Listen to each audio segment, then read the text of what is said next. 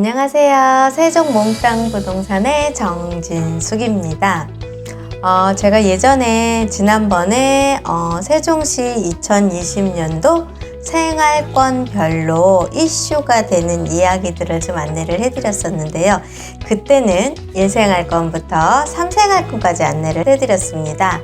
1생활권에 도서관 개장이라든가 각종 행사가 좀 있었고요. 2생활권 같은 경우도 이제 가족복지센터라든가 이제 조금 이슈가 되는 것들이 있었고, 3생활권이 또 많이 이슈가 됐어요. 근데 1생활권, 2생활권, 3생활권은 기존에 입주한 지 아파트들이 기본적으로 한 4, 5년 차가 되다 보니까 2생활권은 3년 차 정도 됐고, 천말 같은 경우는 이제 8년이 됐잖아요. 그래서 한 4, 5년 차가 되다 보니까 공급이 되는 기반 시설이라든가 그런 것들이 어느 정도는 완료가 된 상태였습니다. 그리고 이제 마지막으로 이제 3생활권도 이제 도시 행정 기능을 담당을 해야 되기 때문에 세무서라든가 그 다음에 경찰서라든가 이제 각종 도시 기능을 담당하는 이제 관공서들이 지금 공사를 한참 하고 있는 상태입니다. 그러고 이제는 제가 또 안내해 드릴 게 4생활권. 아시죠? 4생활권은 대학연구단지입니다. 4생활권에는 첨단 지식 기반을 시작으로 해서 대학연구단지가 세팅이 될 거고요. 이 대학연구단지에는 4생활권에 올해 2020년도에 추진을 하고자 하는 것들이 첫 번째가 공동캠퍼스입니다. 공동캠퍼스라는 게 뭐냐면 많은 대학들이 들어왔을 때 그 대학에서 공동으로 캠퍼스를 이용하게끔 추진을 하는 건데요. 이제 그거를 대대적으로 올 2020년도에쯤 개발을 진행을 하려고 하고요. 4생활권도 사실은 공동주택이 아직 입주가 안 했어요. 4-1생활권은 입주 연차가 됐지만 4-2생활권은 22년도에 대대적으로 입주가 있습니다. 작년 19년도 5월에 공급이 됐고요. 그래서 22년도에 공급이 완료가 된 상태에서 이제 추가적으로 반영이 되는 것들이 많을 건데요. 아마 22년도나 23년도쯤 되면은 그 4생활권에 관련된 이제 기반 시설들이 더 세팅이 되지 않을까 합니다.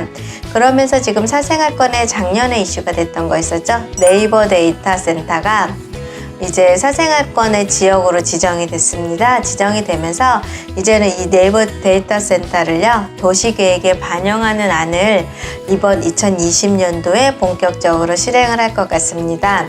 그래서 4생활권 같은 경우는 현재 사항에서는 세종테크밸리라든가 해가지고서 관공서에 있는 업체들, 회사, 하청 업체들이 좀 들어와서 업무를 진행을 해야 되는데 이제 모든 기반 시설이 완료가 됐습니다. 그래서 회사에 계신 분들이 어느 정도 이제는 내려오셔서 공사도 하고 완료도 하면서 좋은 방향으로 근무들을 하실 준비를 좀 하고 있다고 보시면 될 것 같고요.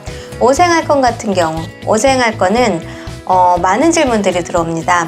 5생활권의 아파트 청약을 받으면 어떨까요? 하고 물어보시는 분들이 굉장히 많으세요. 그 이유는 스마트시티 있죠? 스마트시티 도시를 국가 시범 도시로 해서 이제 착공을 7월 달쯤에 할 겁니다. 그러면 저희 5생활권의 멋진 스마트 도시, 시범 도시로 책정이 될 것 같고요. 그 다음에 5생활권의 테마인 의료복지 기능이거든요. 이 의료복지 기능의 특화 요소 하나를 발굴해서 이제 구체화할 거라고 합니다. 그러면 2020년도에 5생활권이 스마트시티 국가 시범도시에 착공이 되고, 그 다음에 의료복지 시설로 생활권을 구축을 하기로 했으니까 그 의료복지 생활에 구축이 되는 요소들을 하나하나 발굴을 해서 시작을 하고 구체화한다고 하면은 이제 5생활권의 테마도 어느 정도 잡혀지지 않을까 하는데요.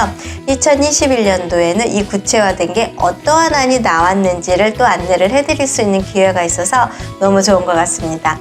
그 다음에 이제 6생활권은요, 복합 업무단지로 세팅이 된다고 안내를 해드렸잖아요.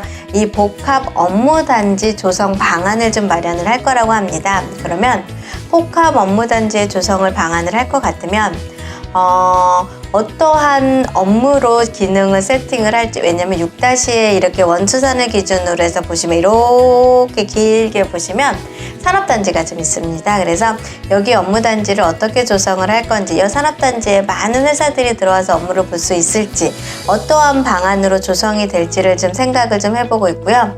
그 다음에 자율주행 복합 기능 직접 단지를 마스터 플랜을 이제 수립을 한다고 합니다. 자율주행을 육생활권에 도입을 할 건데요.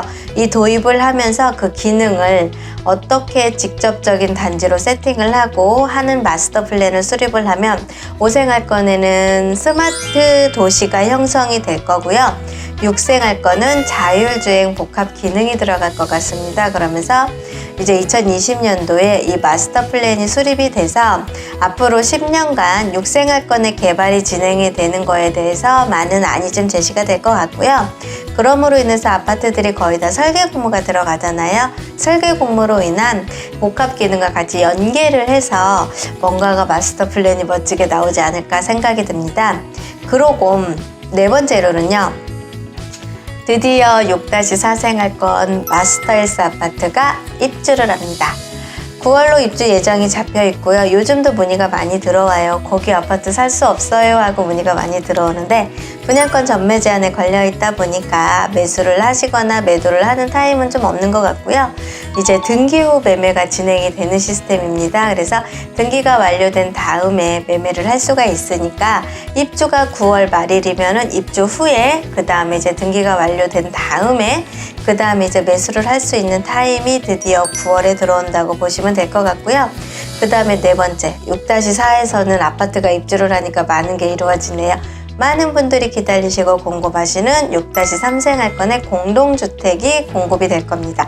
앞으로의 계획은 지금 10월로 잡혀 있기는 한데 아무래도 이제 코로나 영향으로 인해서 사업 추진되던 것들이 살짝 딜레이가 됐잖아요. 그래서 이 딜레이가 된 부분을 감안을 해서 봐더라도 10월에 할지 늦으면 12월에 할지 어쨌든 2020년도에 6-3생활권의 공동주택 분양으로 계획이 잡혀 있는 거는 엄연한 사실이다 보니까 계획이다 보니까 조금 딜레이가 될 수도 있습니다. 그런 점 양해를 하시고 한번 지켜보시면 좋을 것 같고요. 그 다음 마지막 S생활권 굉장히 입지 여건이 좋죠. 세종시를 전체를 원형으로 아우른다면 그 가운데에 있는 생활권인데요. 이 S생활권의 첫 번째가 중앙공원이 1단계로 이제는 개장을 합니다. 1단계 중앙공원이 개장을 한다는 것은 5월에 예정으로 잡혀 있었는데 올라가서 제가 이렇게 보니까 잘 모르겠어요. 공원이 어떻게 세팅이 되는지 잘 모르겠고 나무도 많고 이것저것 많은 시설물들이 멀리서 보이다 보니까 뭔가가 많이 들어가 있는 것 같아요. 근데 이 중앙공원이 1단계 개장이 5월이다 보니까 5월을 시작을 해서 이제 조금 형성이 될 것 같고 S생활권에 어린이 박물관이 들어간대요. 어린이 박물관이 이제 착공이 해서 들어가면 향후 1, 2년 후에는 어린이 박물관 과연 어떤 것들이 들어가고 어떠한 테마로 들어갈지 기대가 되지 않으십니까? 이 어린이 박물관이 이제 S생활권에 들어갈 것 같고요. 그 다음에 도시 건축 박물관도 설계 착공을 할 거라고 합니다. 그러면 S생활권에는 공원도 들어가죠. 어린이 박물관도 이제 착공이 들어가고 그 다음에 도시건축 박물관도 설계에 착공이 들어갈 거라고 하면 S생활권은 정말로 멋진 그 휴식 공간으로 세팅이 되고 가족 동반 아이들과 손을 잡고서 거기 호수공원을 누비며 수목원을 누비며 공원을 누비며 박물관을 누비며 여기저기를 돌아다니는 테마가 굉장히 많을 것 같습니다. 그래서 저는 이제 S생활권이 굉장히 많이 기대가 됩니다. 그 S생활권도 2020년도에는 5월 달에는 공원도 개장을 하고요. 9월 달에는 박물관 착공도 들어갈 거고요.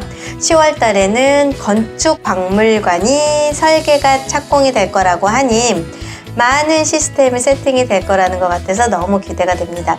이렇게 세종시가 2020년도에도 1생활권부터 시작을 해서 S생활권까지 총 7개 생활권으로 개발이 진행이 되는데 거기에 하나 부족했던 기반시설, 도시에서 필요한 기반시설이 하나하나 세팅이 된다는 걸 눈으로 보이실 겁니다.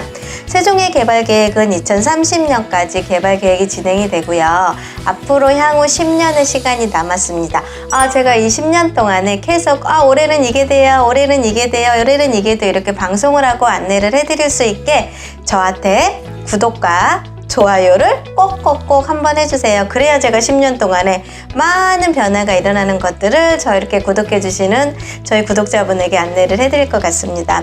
이렇게 생활권별로 안내를 제가 지난번 이번 시간에서 두 번째로 안내를 해드리니까요.